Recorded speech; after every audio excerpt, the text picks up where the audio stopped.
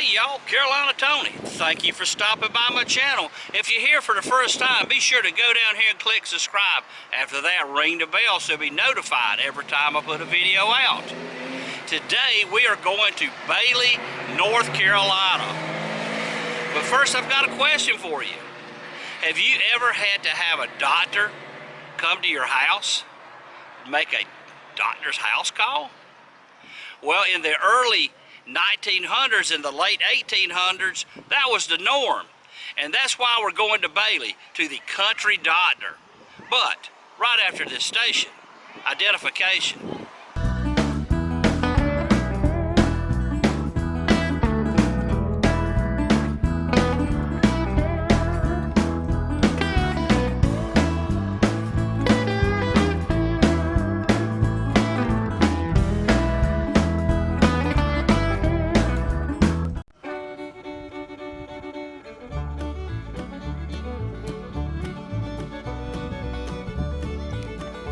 And this is the Country Doctor Museum.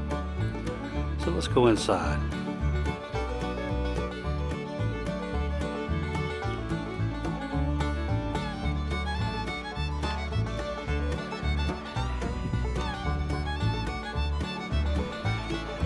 Here is the doctor's desk with his leather medical bag and an actual ledger. Wow, $32. That was an expensive visit. Here are some medicinal leeches scurrying around in there that actually put on you to suck the blood out of you. Offices that they moved to Bailey. This one room was used by Dr. Freeman, and he died in 1915. So that gives you an idea of how long ago this was used as a doctor's office. His picture's on the back wall. That syringe, that thing looks like it would hurt.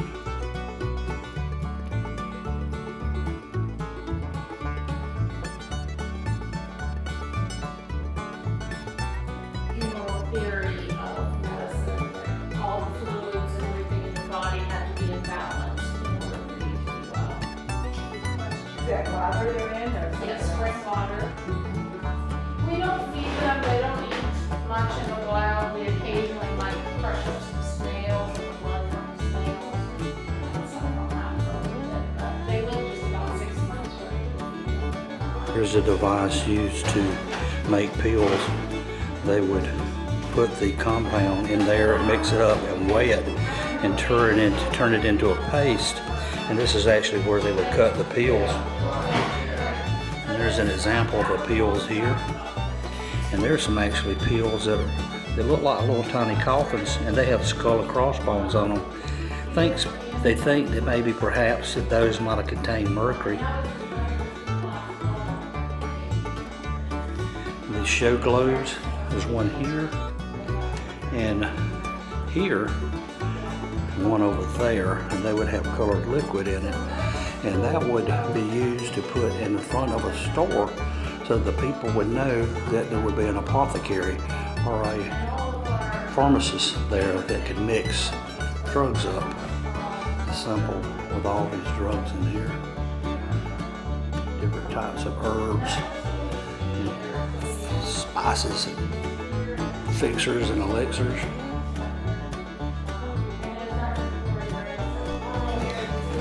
Medical students in the early 19th century would have to purchase these tickets.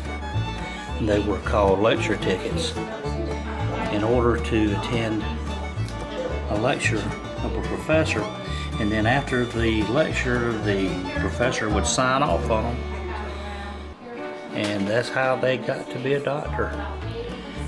Not necessarily having to remember what the doctor said or the professor said.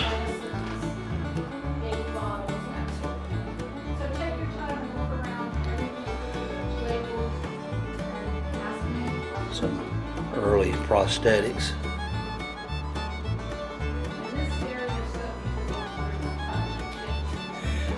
course, you could go to medical school and attend all these lectures, and after attending enough lectures and getting them signed off, you could become a doctor, or you could work with a doctor, which they referred to then as reading with a doctor for about a year to become a physician yourself.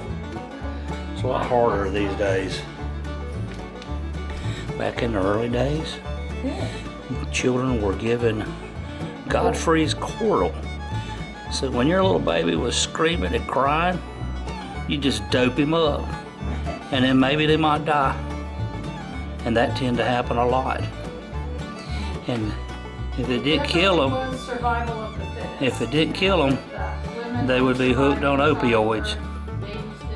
Here is a picture of a kid with, they call a strawberry tongue, which was scarlet fever.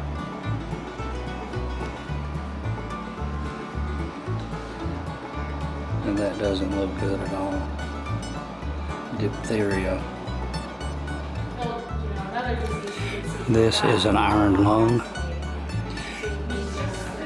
Back in the early 1900s, when polio was so prevalent that often folks couldn't breathe, they'd put them on an iron lung. And this thing, because of the pressure, will cause your lungs to rise and fall.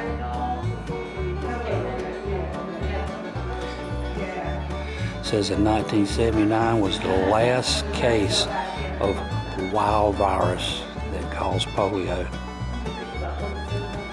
This is Dr. Henderson Irwin's buggy. He graduated medical school from Maryland in 1911.